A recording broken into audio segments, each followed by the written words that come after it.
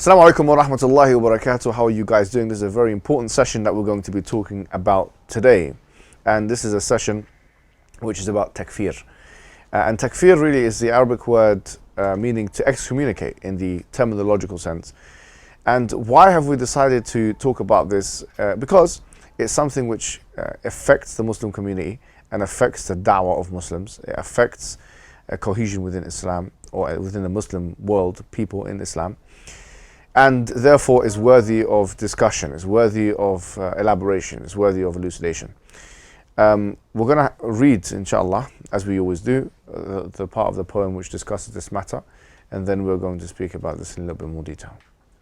فصل الرد على التكفيريين ودع مكفرا ومن يبدع للمسلمين دون وجه يقنع فلم يكفر النبي حاطبا وقد أباح سره المراقبة.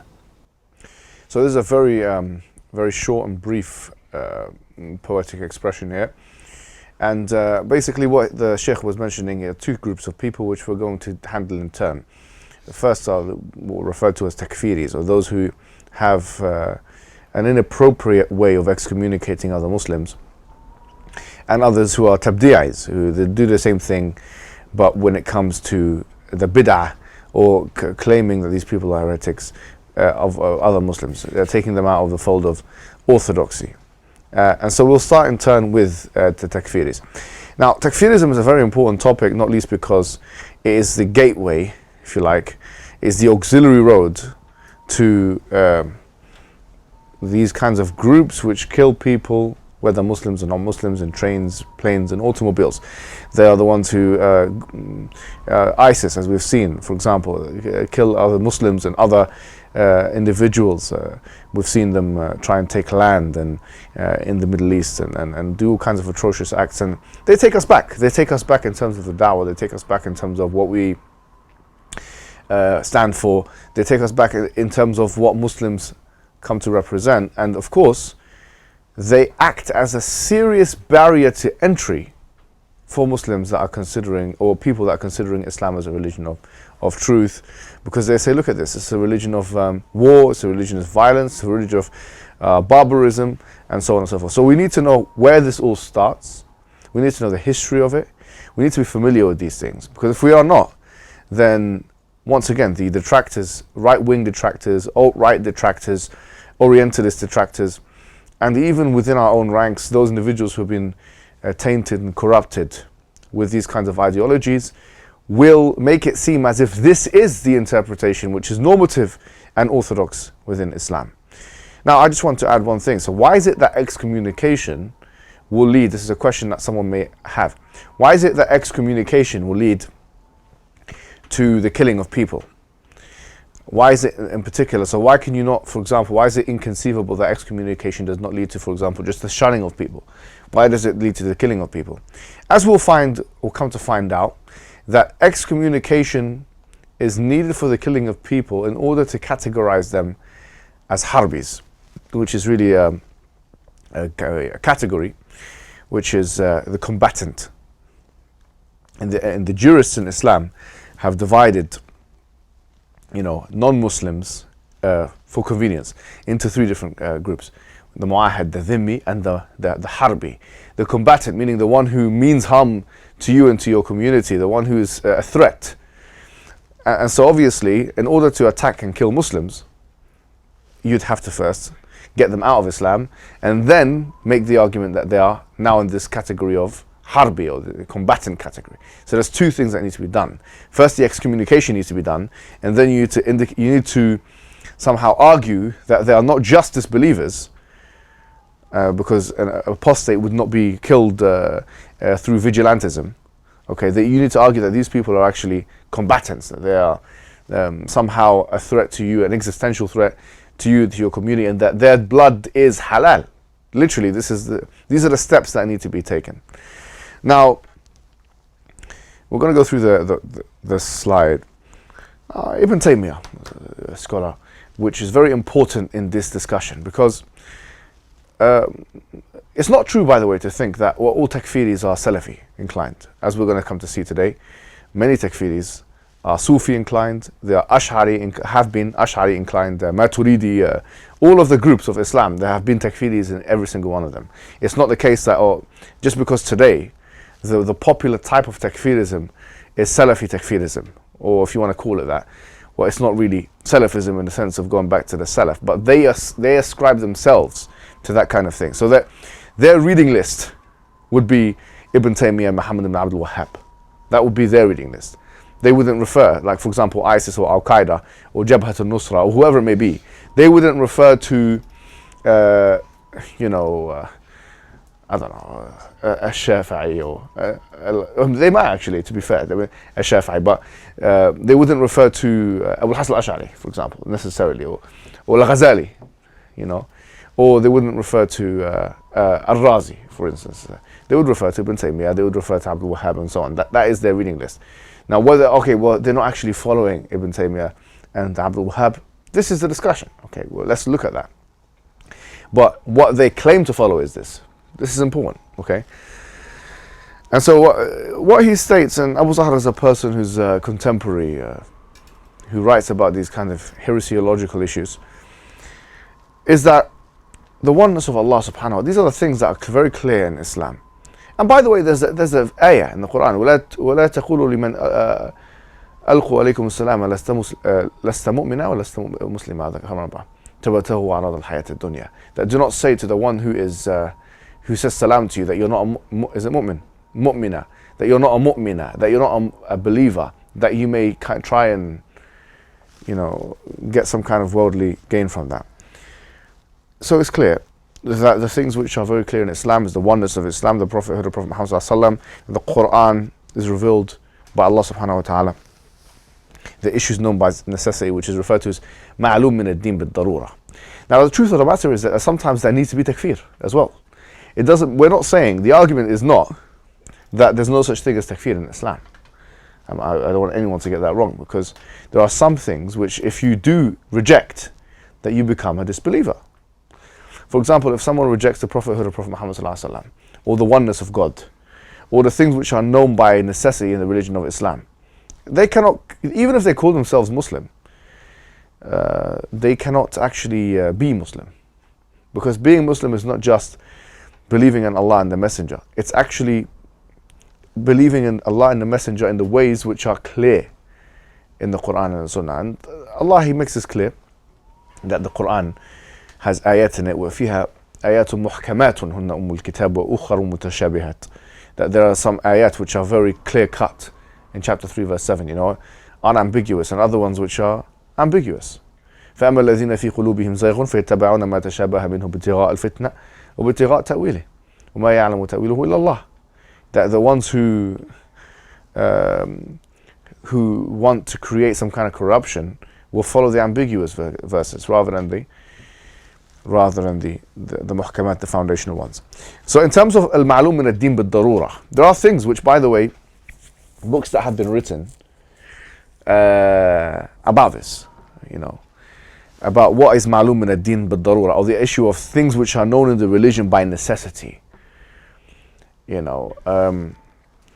Al-Ghazali writes a book on this actually. But he also, in that book that he writes, he's careful. He's always careful to say, don't make takfir on these issues. And Ibn Hajar al-Haytami, he writes a book on this, on the things which are like clear-cut things which are. And funny enough, Ibn Hajar al-Haytami, once again, would not be accepted by the likes of ISIS and so on. He believes in istighatha, which is calling upon the Prophet in his grave and stuff like that. So, but he wrote a book like this. And in the newer time, and this is interesting, you have Nawaqid al-Islam, which is written by Muhammad ibn Abdul Wahhab, which is a book which is like 2-page book, which shouldn't be called really a book, a pamphlet he wrote. But what is novel about the pamphlet that Abdul Wahhab wrote was that you don't find that many books like this actually in Islamic history. You don't find that many books telling you what are the things which, if you go against, you will become a disbeliever. This was relegated to the kutub of fiqh, and in particular Bab al-Ridda, or the chapter of apostasy.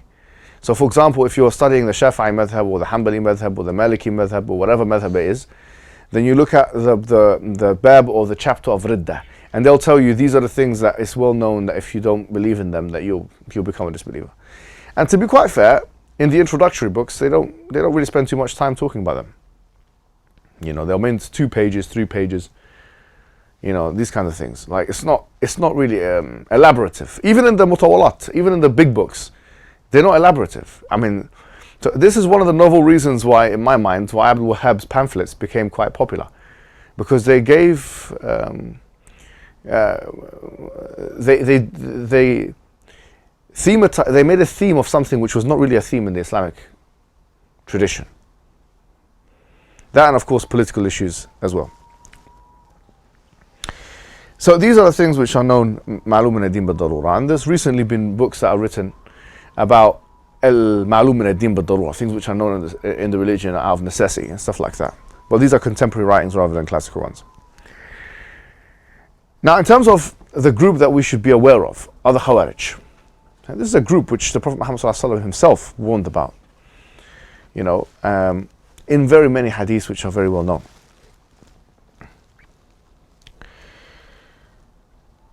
Okay, so this is an important point. There's no books that are written by Khawarij. Like, you know, we hear a lot of, in history, they refer to this as heresiology. Okay, so you have these fi'at or firaq, which are all groups that are all claiming orthodoxy in a religious tradition.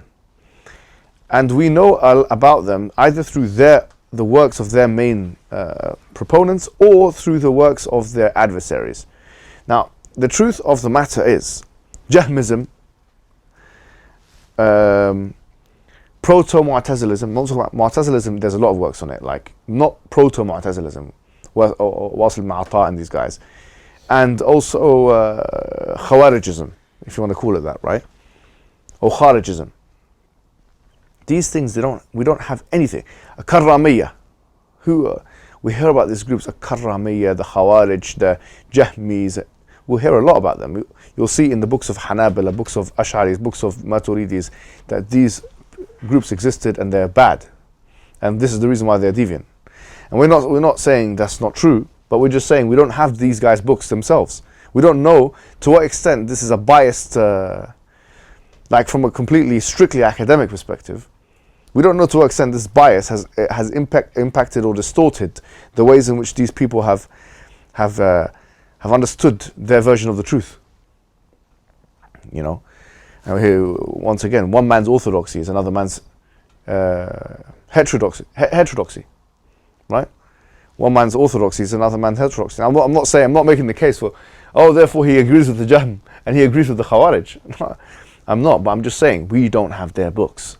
So historians that want to look at this thing objectively, they will have to go through the books of the adversaries who are now conveniently the major demography, like Ash'aris and Hanbalis and whatever, Maturidis, which is a limitation. Now,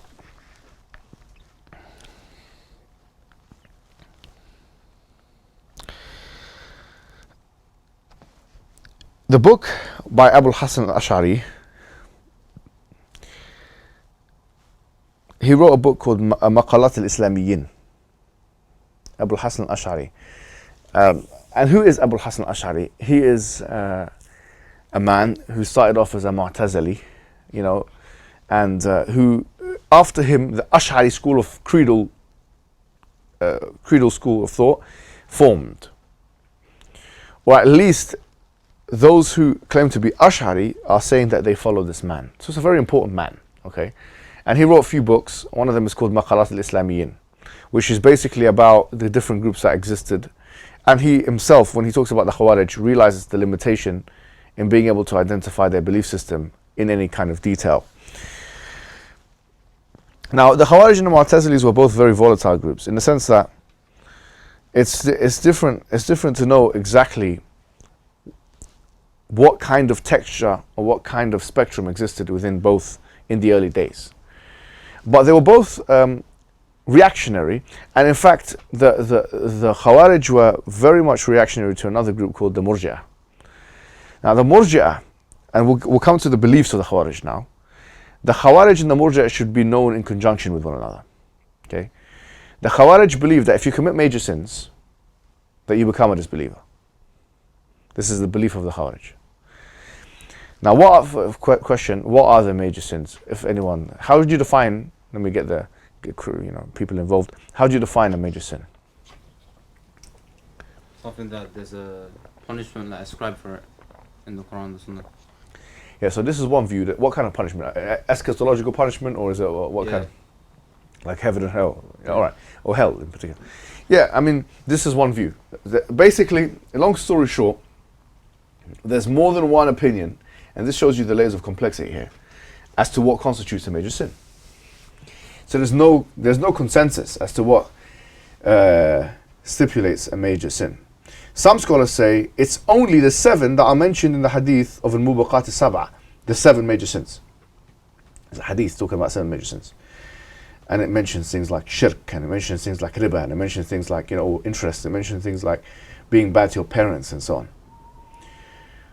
But then someone like al-Dhahabi, who wrote a kitab called the Kaba'ir, or the major sins, he enumerates 70 major sins. So there's some degree of difference here as to what are the major sins of Islam in the first place. What are the major sins? If you take the view that, well, if anything is being threatened, or where you're being threatened with the hellfire, then you're going to have a bigger list. If you take the view that actually it's only the smallest number is 7, and the biggest number is 700, you can have so many. And in the middle is someone like al-Dhahabi, right? Who says 70. But it is a matter of difference of opinion. Okay?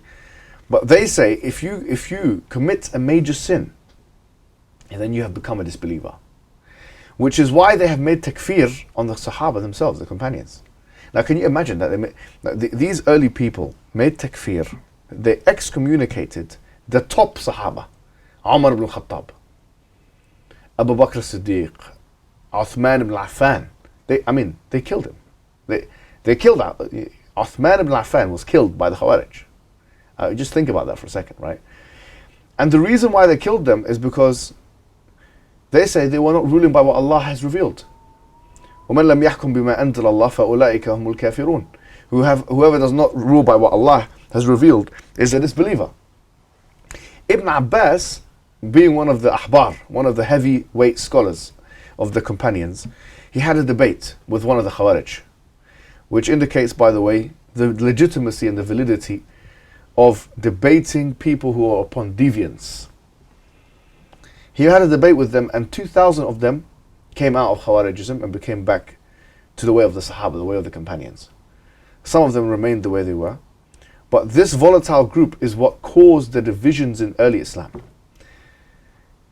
Contrary to popular opinion, this was the main group that caused the fighting between Muawiyah and Ali, or the groups that constituted those two individuals, because these were the berserkers that existed within the ranks of Ali ibn Abi Talib, who would stir the conflict with Muawiyah.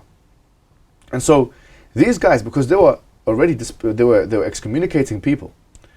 They were excommunicating people.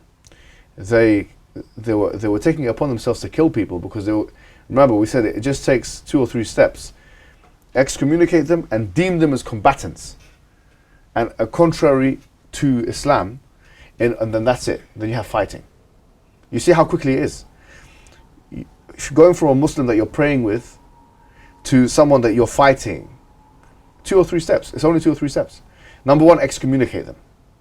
Number 2, claim that they are going against the divine commandments and that they are not ruling by what Allah has revealed, and therefore that they are combatants. Therefore you fight them. You have to fight them. This was the argument. And we'll see this exact argument, almost a blueprint of it, is what is being used today by the likes of ISIS. It's almost a blueprint. It's the same argument. You went from, okay, you are brothers and sisters in faith, and you're marrying their women and eating their meats and all that kind of thing, and praying with them, to legitimizing their death. And all it took was 2 arguments to be made, and people actually fall for these arguments. And they're arguments. That's why it's not actually incorrect for people to think that this is ideological. We shouldn't think that, why do radicals, so-called radicals, act in the way that they act? It's not always because they're deprived and disenfranchised, and because they're converts to Islam and they were, brainwashed by a political agenda. That's true as well, but there's also an ideological element as well. This is an ideological element. And this ideological element, whether we like to admit it or not, has been around since the very early days of Islam. In fact, the earliest days of Islam. But what we will say is, although be that the case, although that is the case, we believe that this was despite the Prophet's teachings, despite the companions' teachings, not because of them. And this is the main point of argumentation here. So this argument was there. Now, as we said, and this always happens, right? When you have one group of people, you get as in physics, for every action there's an equal and opposite reaction. I find quite interesting. When you go to Luton, yeah, you had 2 groups of, let's just be honest, you had the right wing, Tommy Robinson and these kinds of people, and then you had Takfiris, who we're talking about today. Anjum Chowdhury's lot and, Muhajirun and these guys, who are basically the Islamic equivalent of the right wing. But they both have very similar kind of binary arguments. It's black and white, and it's us and them, it's fighting, it's all that. And why is it that in the same geographic location you saw action-reaction? It's because it's just a psychological phenomena. That's how, it's a sociological phenomena as well. That's how groups act with one another. If I act diplomatically and I argue in a very responsible and academic manner, then maybe someone will come and say, we need to argue with him with whatever he's coming with, we come with that. But if I start going and punching and stabbing, and all of us in this group, we say, you know what, forget this discussing and the talking, we've been talking too much, let's go rob some people, man. Then we're going to get some other people doing the same thing. And it's going to become it's not going to become a war of words anymore, it's going to become a war of fists and knives, which is what gang violence is about. They come into our area and it's us versus them. It's how gangs operate. It's how religious groups operate. It's how political parties operate. It's how humans operate. That's how it is. When you have an action, you have an equal and opposite reaction. And sometimes it's not exactly equal and it's not exactly opposite. But the sentiment remains, right? And so in Luton you had that, and here you had this as well, because you had the Khawarij who are saying if you do one major sin that you're a disbeliever. So what, one day you're speaking to your mum and you say, oof, or say something like that, you've just left the fold of Islam. Okay, that's a real problem here, because Islam has some strict rules on how you have to to be with your parents. But the Murji'ah said the exact opposite thing. So this group called the Murji'ah, they were categorized, or the main thing about the Murji'ah in the early days is that Iman does not go up and it does not go down. That faith does not go up and down. So the Iman of Abu Bakr as-Siddiq is the same as the Iman of a fasiq, or some drug dealer or something like that. Drug user and drug dealer and some, they're all the same. But obviously there's many evidences against this as well. I'll give you just one for the sake of argument. I mean, وَإِذَا تُلِيَتْ عَلَيْهِمْ آيَاتُنَا زَادَتْهُمْ إِيمَانًا. In Surah Al-Anfal. When our ayat are revealed to them, it has increased them in Iman, which means Iman goes up and it goes down. And the hadith, which is very famous, which says that إِمَاطَةُ الْأَذَى مِنَ الطَّرِيقِ, that the lowest kind of Iman is to remove something from like something that would cause injury from the roadsides, which indicates a gradation and a spectrum in Iman. But the Murji'ah said no, they said Iman, you either have it or you don't. And there's no going up and there's no going down. And we can't judge the person's Iman based on their actions, so long as what they say is a word of faith. Which is, by the way, in Christian theology, this is does anyone know what it's referred to as? It's called sola fide. It's called sola fide, which is the idea that, it's a very Christian concept, by the way, very Christian concept. So long as you believe Jesus died for your sins, that's it. And what this does is it alleviates people from responsibility. Because it's okay, well, I'm saved by faith. It's called being saved by faith, sola fide. So the Murji'ah, they had this idea of sola fide, or the equivalent of, or what's similar to sola fide. The Khawarij had the opposite idea, which is that, you know, you lose your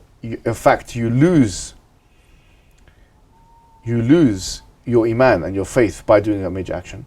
I've given you some evidences of why the Murji'ah are wrong. What evidences from Quran and Sunnah can you think of that indicate that the Khawarij are wrong?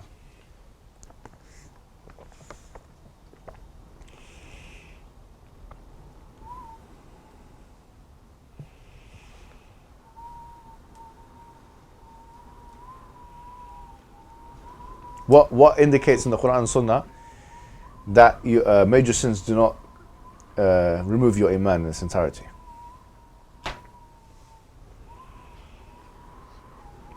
Okay, I'll give you 2 minutes to think about it. How about that? I'll give you 2 minutes to think about it. Go online, because I don't want to just be talking here today. We've done about half of this anyway, so yeah, 2 minutes, think about what evidences from the Quran and Sunnah indicate the invalidity of the qawl of the Khawarij. Yeah, go ahead. 2 minutes and then we'll come back. You can speak to the person next to you. Let's get some ayat and ahadith and some examples of why it is the case that we as the Muslims, from the Quran and from the Sunnah, don't believe that committing major sins disqualifies someone from the fold of Islam. Who wants to start us up? Yeah, we have the hadith of the prostitute who fed the dogs of Muta and she was granted Jannah because of it. Okay, a very beautiful hadith, a very fantastic one as well. And actually, I think we should do dawah to prostitutes, but I think our sisters should get involved in that. You can. I mean, it's because this is a beautiful. Imagine someone who's a prostitute listening to something like that. It's really one of the most merciful hadiths, I think, in the whole tradition. Irhamu man fil ardi yarhamkum man fis sama. You know, that, you know, there's a prostitute here who, what is she doing if not a major sin? No one's going to argue that being a prostitute willfully, okay, because we're not talking about someone's being forced. The Quran actually speaks about prostitutes. But no one's going to argue about a prostitute. Being a prostitute is not a major sin, and Allah, He forgave her on that. And even in the ayah in Surah An-Nur, where Allah says, وَلَا تُكْرِهُوا فَتَيَاتَكُمْ إِلَى الْبَغَاءِ إِنْ أَرَادَنَا تَحَصُّنًا لِتَبْتَغُوا عَرَضَ الْحَيَاةِ الدُّنْيَا. You know, do not force your young women into prostitution, that you may, get some worldly gain out of it. Allah, He ends this ayah, with His mercy and His forgiveness. Why would He end it like that? To show that His forgiveness and His mercy encompasses even those in that profession. Was that woman an actual Muslim? Because we've got the example of the woman, it's very famous. But was she actually in the Deen of Islam while she was? Yeah, we would assume so. Okay. We would assume so because of the other hadiths and ayat which indicate that you have to have faith in order to enter Jannah. So definitely that's a brilliant example. Anything else? Any other examples? Could you say one thing?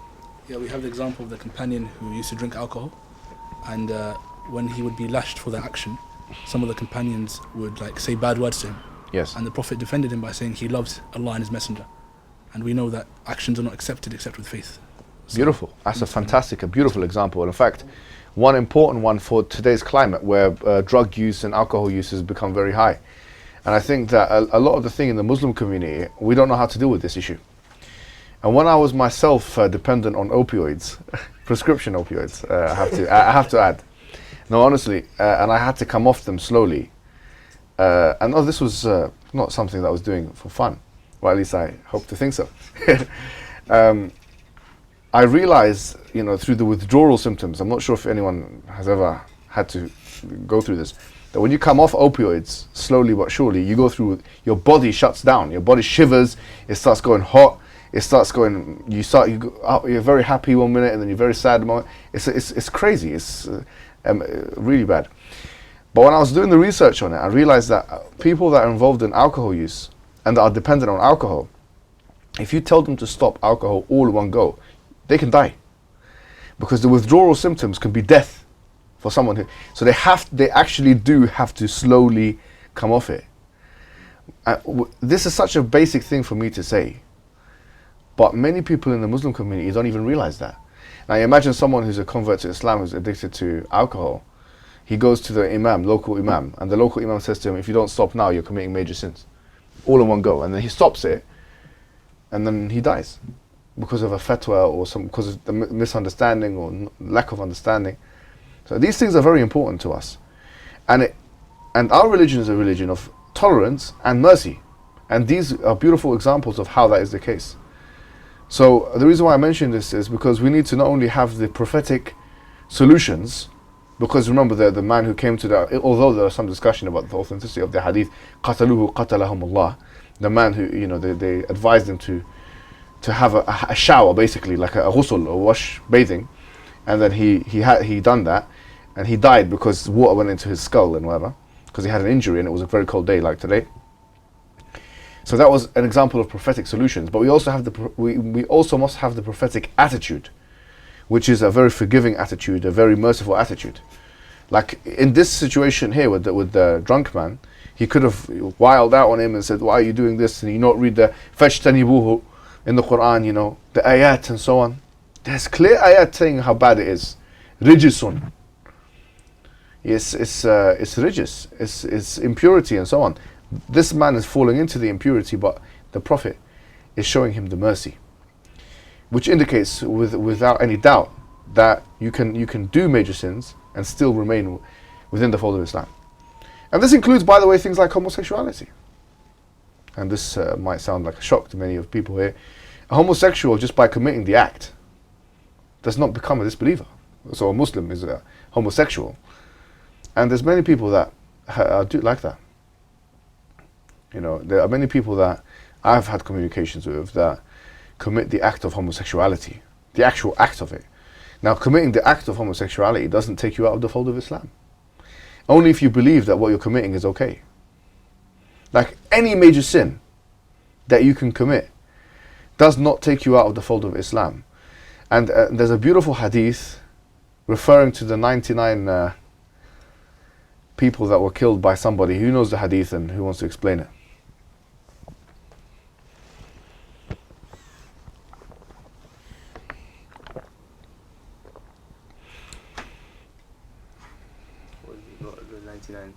The man that killed 99 people. Yeah. From what I remember, there was a man who he went on a bit of a killing spree. So he killed 99 people, and then he started to feel like he wanted to make repentance for it. So he went to a place, I think a sheikh or whatever, some religious figure, to ask basically whether he would be able to be forgiven for it. And the man told him that, no, basically you've done too much. So he got angry and he killed him too. So now he's got 100. Some people are addicted to killing, by the way. This, wallahi, I'm not going to say I've met or haven't or whatever. We've seen on social media these kind of people that are addicted to stabbing and, continue, sorry. Yeah, so after that, he, feels like he wants to make repentance again. So I think he's told that there's a place where he can go, to maybe try and get this tawbah and to be able to cleanse himself from the sins that he was doing. And so then on the way, he passes away.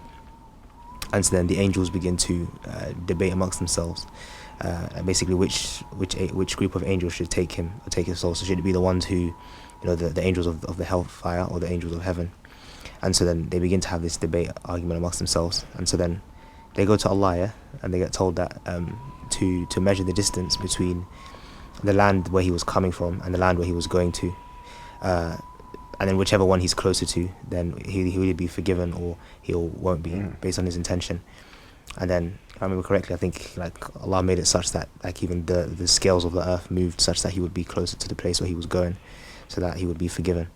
So of course, this type of killing is a major sin. This is beautiful. This is a beautiful hadith that shows if you're killing 100 people, and if you kill one person, it's like killing all of humanity. You know, as the Quran states. But you're killing 100 people is like killing humanity 100 times. If you think about it, right? So you're killing humanity 100 times. And things like homosexuality, which are more taboo in our community, arguably less problematic than killing someone. I say arguably because there is a discussion. I remember reading this in Ibn Qayyim's work, he was saying, what's worse, like homosexual penetration or murder? And he was discussing the issue, and he was in two minds about it. But by the way, lesbianism is different to, because lesbianism, there's no penetration going on. Now, obviously, this is a major sin as well. I don't want anyone to, but it doesn't fulfill the same. It's actually much less. There's no punishment for it prescribed. Now, obviously, the wali can put something in place or something, tazirat or whatever. But anyway, the point of the matter is these are all major sins. Yeah, lesbianism is a major sin, no doubt. Bringing another ayah. Yeah, but I'm not sure if it's a major sin. Which one? He's mentioned a couple. The first one he said was not the first No, one. I don't think the first one is. Well, this one, in Baqarah, where he's talking about, أحل لكم ليلة الصيام الرفث إلى نسائكم هن لباس لكم وأنتم لباس لهن علم الله أنكم كنتم تختانون أنفسكم فتاب عليكم وعفى عنكم. Okay. So that one's a difficult one to say if it's a major sin. Yeah. But these other examples are clear cut, right? And the Quran says, يا عبادي الذين أسرفوا على أنفسهم لا تقنطوا من رحمة الله إن الله يغفر الذنوب جميعا. That Allah, those who have transgressed against themselves, do not despair from the mercy of God, because Allah, He cleans up all of He forgives all of your sins. So this is the Islamic attitude. And so the Khawarij movement, this is why it was intellectually weak, because it was facing a mountain of evidences, Islamic evidence, Quran, Sunnah, and so on. Any questions on this? Yeah. Say that we're طائفتان من المؤمنين اقتتلوا فأصلحوا beautiful. بينهما. Yeah. It's explicit that they're believers. And That's a good istinbat. وإن طائفتان من المؤمنين اقتتلوا فأصلحوا بينهما. If there's two groups of Muslims that are fighting each other, then try and make peace between them. But they're fighting each other, and they're both doing wrong. فانبغت إحداهما على الأخرى. Now you have one of them who's doing بغاء or ابتغاء. بغاء in this case. They are going against the other group. فقاتلوا التي تبغي حتى تفيء إلى أمر الله.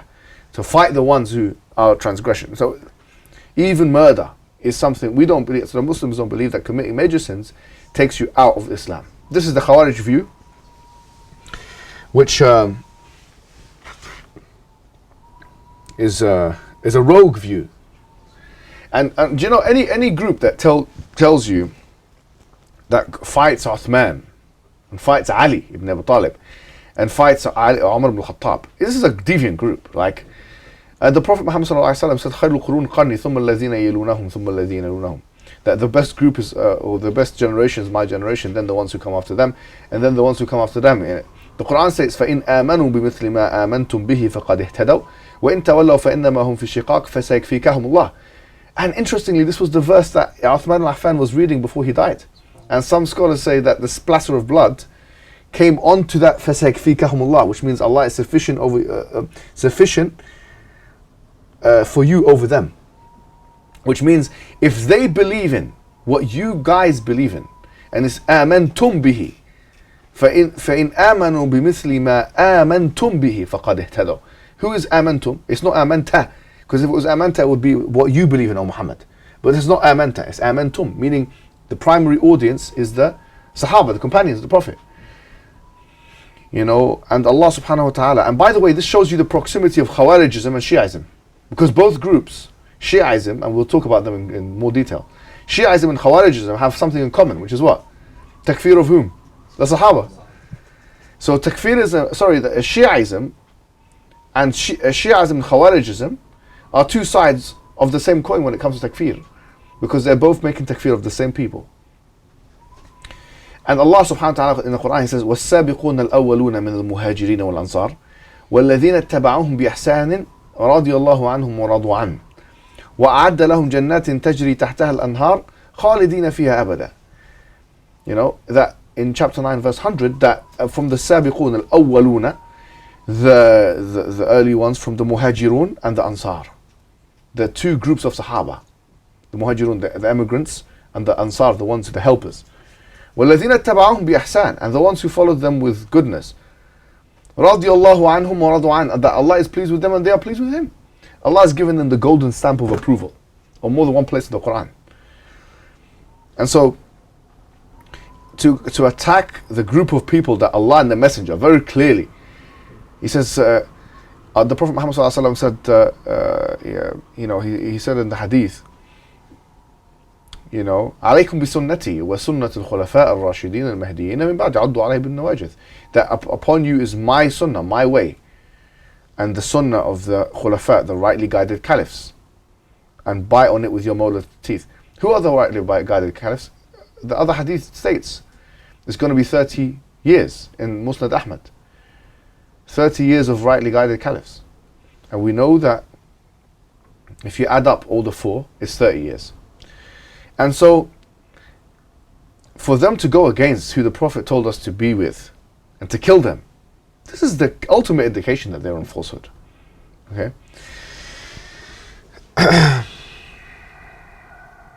But they are a cancer of the Ummah, because in a sense, whenever you have the Khawarij or those who follow their way, you have killing. Indiscriminate killing of men, women and children, of Muslims and non-Muslims.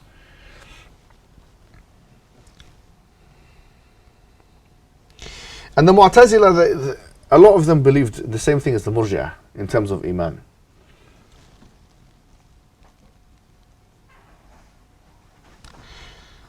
Oh, sorry, the Khawarij. Did I say the Murji'ah, yeah? Yeah, so they were actually interesting because they had this thing called Bain al-Manzalatayn, They were actually, when it comes to major sins, they believe that if you commit major sins, you're a disbeliever. Which is interesting because they were not, but the thing that the Mu'tazila were not like the Khawarij in a sense that they didn't take this to fighting. They didn't try and make this argument for political conclusions. They just made this theological argument. And we talked about the Murji'ah already. Now, I think we need to look at some of the extreme groups now in history to kind of see where these ideas are being spread. So, Al-Muwahhidun, we say that Spain was a time where there was convivencia and, mutual peace between Muslims, Christians and Jews. And for the most part that was true even under Islam, but there were some very notable exceptions to that. And whenever there were notable exceptions to that, that was because of this idea, or these ideas of Khawarijism or Kharijism coming into the psyche of those Muslims at that time. Even though, by the way, the groups were not strictly ascribed to that group, but it's the same mentality, the same arguments. So you had the group called the Muwahhidun, which literally means the ones who are monotheists. They're monotheists. And we're talking here, they ruled over Al-Maghrib and Andalus for about 150 years. And these guys were brutal. They were completely intolerant. Forget about non-Muslims. I mean, a lot of historians, Western historians, they bring these as examples of intolerance towards non-Muslims. These are great examples of intolerance towards Muslims. They were shunned groups. They were aberrational groups. They were not accepted. What they were saying was reminiscent of the early days of extremist Khawarijism. And the same thing with the Murabitun. But you can locate these groups in Islamic history. It's not like these groups are because you have to appreciate something. The Bernard Lewis, Samuel Huntington narrative, or if you like, the right-wing narratives or the alt-right narratives, is that this is the asl, this is the default position of Muslims. That we are intolerant in default and tolerant as an exception. So they'll say, like, you have Akbar, this guy in India. He was a very tolerant leader, but before and after him were these intolerant ones.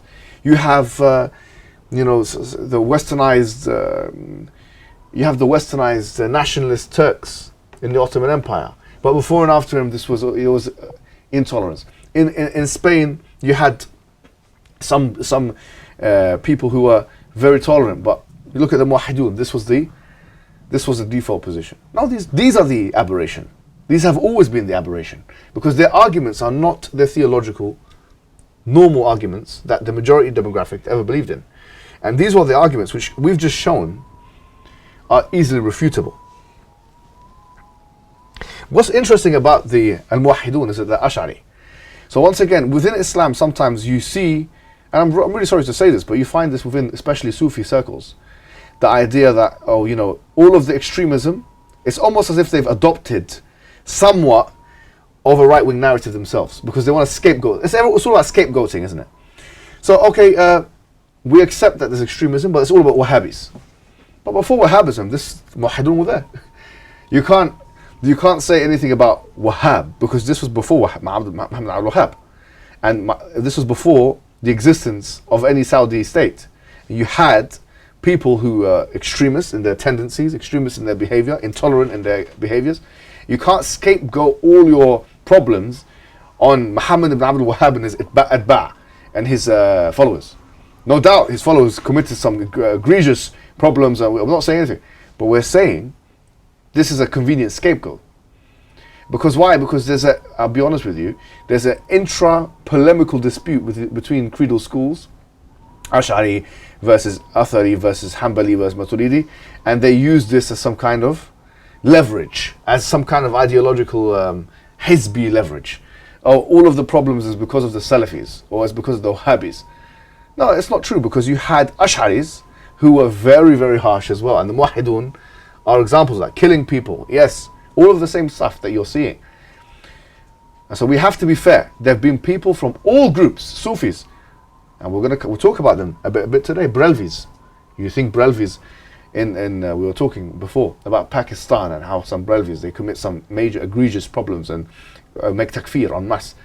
I went to Hajj and they were saying we're not going to pray behind the Imam, he's a kafir, he's a Wahhabi kafir. Tell me if this is not takfir. So Brelvis have become Salafis all of a sudden. No, they also make takfir. And sometimes they try and shoot people and kill people and fight people. Yes, sometimes it happens. Not all Brelvis, of course not. Not all Salafis, of course not. Not all Ash'aris, of course not. But that exists. Because it's all you need to do is make an argument. You start with takfir, and then you move on to these guys are combatants or against Islam, and then you end up with actual bloodshed.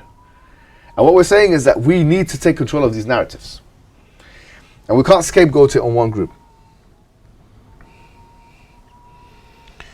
And they actually accused the Muwahhidun, their proponents of committing anthropomorphism, or their detractors, or the ones who were against them, or the ones who were not with them, which is in a sense a stance of people that are against Hanbalis or against Salafis, whatever. You guys are committing anthropomorphism, whatever it is, and they killed him. Why don't you? Yeah. Now in Egypt you had this group called Takfir wal-Hijra. This is now where we're moving into the modern time. And once again, are we doing this because there's no other examples? The examples are far and few in number of groups like this. Muwahhidun, Murabitun, or some aspects of Murabitun, and then we go to the modern time, we have Takfir wal-Hijra, we have ISIS, we have Al-Qaeda. These examples are far and few in number. They've only proliferated in the recent ages because of the current trend. Especially if you look very carefully about the relationship that America has had with Israel. That's been one of the main reasons that Al-Qaeda have consistently used as justification for fighting. Consistently. So it's really taken a new life. It's taken a new life now because of these things.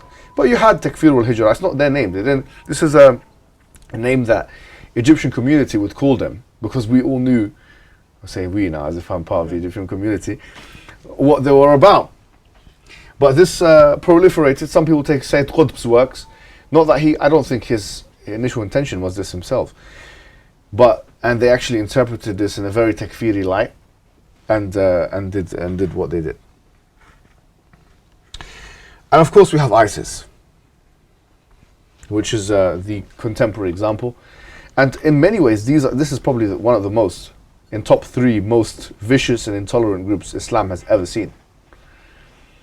I mean, I will never forget myself. I will never forget some time ago. Maybe it was about, maybe 2, 3 years ago, 4 years. I can't remember when it was, to be honest. Yeah, 5 years ago, whenever it was. Yeah, when they were fighting against Bashar al-Assad and so on. And this guy called a Jawlani, who was the leader of Jabhat al-Nusra at the time. And Jabhat al-Nusra was another group which is connected to Al-Qaeda. Okay, so imagine. And their leader is Ayman al-Zawahiri. Ayman al-Zawahiri, the Egyptian doctor. He was their leader.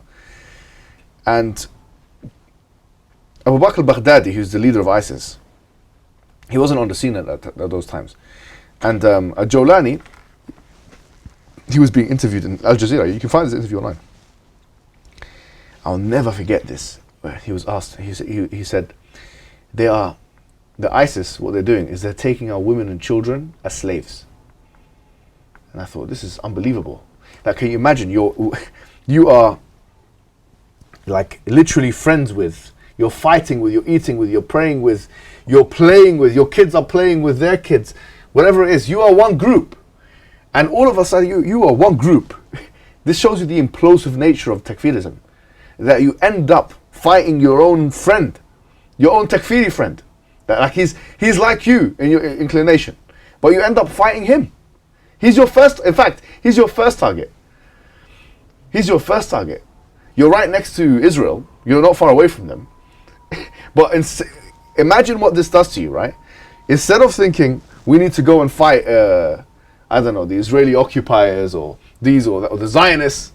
No, we have to fight my friend that I was eating with fish and chips or whatever it is, or the tahina and kofta, shawarma that you were eating with him. And take his wife, instead of taking her as a wife or this and that, take her as a slave. Imagine having his wife in your house as a slave. She was a guest. Can you imagine this? She might have been a guest 2 weeks ago. Now she's a slave. This is a laughable ideology, wallah. It is a laughable ideology. Tell me if this makes any sense. That's why ISIS, it genuinely is. I don't even think the Muwahhidun potentially would have done something like this. This is crazy stuff, man. What arguments must you be making in order to convince us of this? Who on earth would be convinced with this? How can you be convinced with this? How can you be convinced with this? How could anybody be convinced with this? These are Muslim people, praying, fasting, everything. Do you really think if Ibn Taymiyyah was around, he would endorse this? Like, Ibn Taymiyyah, Muhammad ibn Abdul Wahhab himself, Uqsum Billah, I don't think he would endorse that. Let's be honest, I don't think he would. To be fair, that's next level stuff. I don't agree with the fact that he would endorse that you take your friend that you were doing jihad with, so-called jihad, which has now become infighting between you and your friend, that he would endorse such a thing. This is mind-boggling how people believe in this.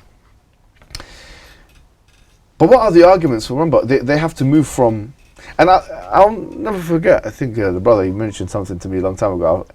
I remember it. Yeah, he mentioned something to me a long time ago, and I was actually, subhanallah, I was actually reading this hadith today. I was actually reading it. Wallahi, somehow I was reading Bukhari today, and I was reading this hadith today, and I'm sure many of you know this hadith. Yeah, the hadith of the woman who tortured the cat and then she ended up in hellfire. You know this hadith. There's a woman who tortured a cat, and the Prophet said, I saw a woman in the hellfire because she tortured a cat. Like, how did she torture it? The cat was hungry and whatever, and she just left her, and to die a slow and painful and tormenting death. It's an animal. And they left her to die. Now, think about this. If you ask one of those Takfiris, just like if you would have asked the Khawarij, who I think some reports of them say when they're walking in the grass, they're afraid to kill the ants or something, yeah? Or the grasshoppers. You ask the Takfiri, you ask an ISIS supporter, what is the hukum of killing a cat or torturing a cat? What do you think? He's going to say, look, it's haram, man. Look, you're torturing a cat. Astaghfirullah. The Prophet said there, it's okay, you can't torture a cat. No, you can't kill a cat. But you can torture a human being and kill a human being. Now, in what world does that make sense? Now, this guy, Abu Qatada, the guy with the huge beard, have you seen him? Now, in the beginning, I thought, I'll be honest, I had no idea who this guy was. Have you seen what I'm talking about, yeah? They wanted to deport him to Jordan and stuff. Yeah. I thought, I'll be honest with you, when I first saw his picture, I thought, look at this. So, I didn't know anything about anything. I said, look at this guy, they're humiliating the Muslims, man. He probably didn't do anything wrong. he probably was just innocent bystander. And then lo and behold, I realized the guy was making fatwas saying you can burn the kids in Algeria and the women and children in Algeria. And he's getting refuted, and this guy's he's a fanatic. Maybe he has changed his ways, I don't know, maybe he's being rehabilitated, but these fatwa existed. This is things that they are actually saying. They are actually saying this. They're making fatwas that you can take a child and kill a child and kill a... We've seen these fatwas. I've seen it one time, I will never forget this.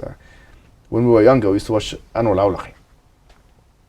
And his stuff was really good in terms of his, the way he spoke and stuff. And all of a sudden he came on YouTube on my feed with a gun. And by the way, you will never see this video on YouTube. This video has been removed. This video has been removed, yeah? And he's saying, like, he's talking to the people, like, I'm thinking, what dawah is this? And he was saying something to the effect of, you'll never be safe in your airports again. And I was thinking, what the hell just happened here, man? Oh, is it the case now psychologically that they put him in prison and he was thing? Maybe. Is it the case because he was part of an Awlaqiyya tribe which was connected to Al-Qaeda? That's possible as well, by the way, because he's from Yemen, don't forget, and he's part of a tribe which a lot of them are connected to Al-Qaeda. Is it the case that he actually agreed with these arguments? All of these are possible factors and truths that could be the case. But the point is, this ideology is unsustainable and impractical and impossible and anti-Islam. No matter who we think is sincere and promulgated it. Because it involves killing of women, children, young people, Muslims and non-Muslims, etc. And with that, we conclude. We're going to have a discussion now in the class, talking about these issues in more detail. But in summary, therefore, we should realize that this kind of takfir, and I'll actually read this. I'll make this a summary. Talking about something, I'll read something Ibn Taymiyyah he himself mentioned.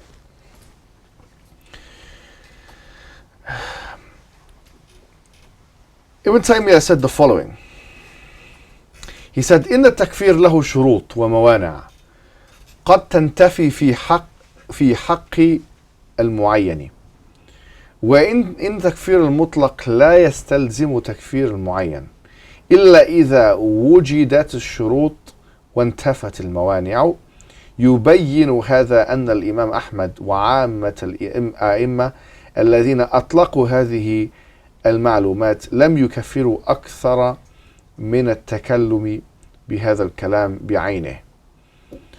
And then he gives what are some of the reasons, he said that Ibn Taymiyyah, he said that takfir or excommunicating someone has shurut or conditions, and it also has mawana, preventers, in respect to the specific person being excommunicated. And that excommunication or the abstract and absolute excommunication does not mean that we can now put this ruling, which is abstract, on a very specific case. إلا إذا وجدت الشروط, unless the conditions of it are met, وانتفت الموانع, and there's no preventers there. يبين هذا أن الإمام أحمد وعامة الأئمة الذين أطلقوا هذه المعلومات, that Imam Ahmad and the other big Imams لم يكفروا أكثر من تكلم بهذا الكلام بعينه. They did not make takfir of people who actually fell into things which are kufr. So we have to establish a difference between someone committing kufr and someone becoming a kafir. Sometimes you can commit kufr and not become a kafir. Why? Because there's al-udhr bil-jahl, which is the excuse of ignorance. And the jahl can be compounded, and it can be murakkab, it can be basit, it can be basic. And it could be khata, someone can be making a mistake. Al-ikrah, or some mistake, a slip of the tongue or mistake. It could be ikrah, with the idea of someone's compelling someone else. وَقَلْبُهُ مُطْمَئِنٌ بِالْإِيمَانِ, and his heart is filled with iman. Someone's being forced, like they're being forced to worship Bashar al-Assad and do prostration to him. At-ta'wil, or the idea of interpreting something in a certain way. And by the way, ta'wil, with this issue, if you think about it, a ta'wil of a alim, if he thinks he's right and he's wrong, this is actually jahl. And what kind of jahl is it? It's jahl murakkab, actually. It's more severe type of jahl. if you think about it, it's more severe type of jahl than the basit, because the alim who has come to a conclusion that he's right and he's wrong, this alim is even more ignorant than the basic ammi who doesn't know the answer in the first place. What taqlid, he might be following someone who he thinks is representing Islam on an issue. And if you want to hear, there's also a qawl here of Al-Qurtubi. وباب التكفير, Al-Qurtubi, a major Andalusian scholar himself from Qurtuba. وباب التكفير باب خطير أقدم عليه كثير من الناس فسقطوا وتوقف فيه الفحول فسلموا. So it's a very dangerous issue. A lot of people tried to deal with it and they failed. And there are other aqwal like it, like or many. Actually, there's one more thing I forgot to mention, which I will mention before we end. It's a good thing. Yeah, it was Hatib ibn Abi Al-Ta'a. Yeah. I want to deal with one particular actual argument that ISIS put forward. And I saw this just recently in the Speaker's Corner video. And that's a very weird thing to mention here. One of the brothers in the park, a Madkhalite, being refuted by a Takfirite. And the Takfirite made Takfir of him. Well, you know, no surprises there, right? Have you seen this video? He said you're a kafir. I said, why? Because he said, you're a disbeliever. He said, why? He said, because he gave some reasons for it, which were pathetic and ridiculous. But an argument that is usually made by them is they say that if you work with, and this is how ISIS make their argument, and Al-Qaeda makes this argument as well, but Al-Qaeda are less severe in doing ta'meem, or it's called Takfir al-Tasalsuli, chain Takfir. ISIS are just on steroids when this stuff. You know, they'll just keep chaining Takfir, like anyone who's implicated, he's involved in that as well. And they will say the issue of at-tajassus, or the idea of being a jasus or spy, is kufr akbar. يخرج صاحبهم من الملة. It's a major type of kufr that takes the person outside of the fold of Islam. Okay, no problem. Why? Because you're conspiring with the enemy. وَمَنْ تَوَلَّهُمْ مِنْكُمْ فَإِنَّهُ مِنْهُمْ. Yeah? Whoever, and they'll bring the ayat of tawalli in the Quran, like if you ally, then you'll become like them. But Hatib ibn Balta'a, who's a Sahabi, he actually, I'm not sure if you know the story, it's in the Sirah and the Sahih. The story of Hatib is that the Prophet ﷺ was going to conquer Mecca.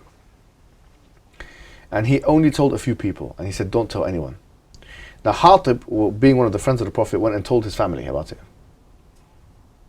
He was a spy for the Qurayshis, in a sense, for the pagans, polytheists. For the polytheists, he went and told, you know. Now, he did that. And they found out. So this is clearly spying, right? Now, the Prophet ﷺ, when he found out, he forgave him. And he mentioned the fact that he was from, he's the people of Badr, and that Allah has forgiven the people of Badr. Like he fought alongside the Muslims at that time. Now, they say the reason, Takfiris, when you bring them this example, because the question we would ask is, how can you forgive him how can you forgive him on a matter like this?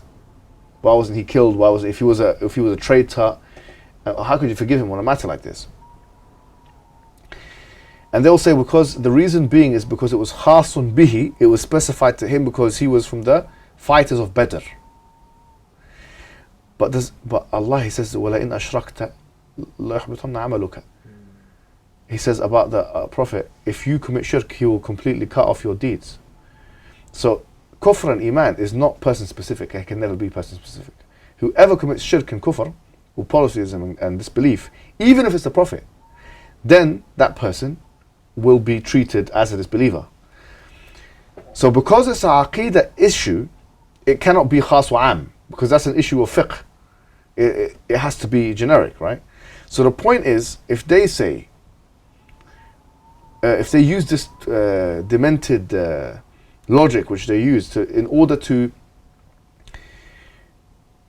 create an argument for suicide bombing and bombing in the houses, and I don't know whether all the places are concerts or whatever it is. They say even the Muslims, they're to blame, or they'll do it in Muslim countries. How many times do they do it in Somalia? So many times, isn't it? What's their logic? These guys are, traitors and all this kind of thing. So they need to realize that if it was the case that it was treachery and it was a kufr, then how can you explain Hatim Abi Balta'a's case? Because it's kufr, but how he himself committed kufr. They wouldn't say that, because you can't commit kufr and not be dealt with in the dunya and the akhirah. So it must be the case, it's kufr dun kufr, which means it's not actually al-kufr al-akbar. It must be the case, it's some kind of kufr asghar, or it's not kufri that will take you out of Islam. And so their arguments, even when we look at the seerah of the Prophet and the Sahaba and the dealings with the Prophet or with the companions, they fall on their face. All of their arguments fall on their face. Which is why all the majority of Muslim institutions and centers of Islamic power, no one's convinced with these pathetic arguments. And when some people from the non-Muslim community ask who condemns this, the question really is who doesn't condemn this. And with that we will conclude. Wassalamu alaikum wa rahmatullahi wa barakatuh.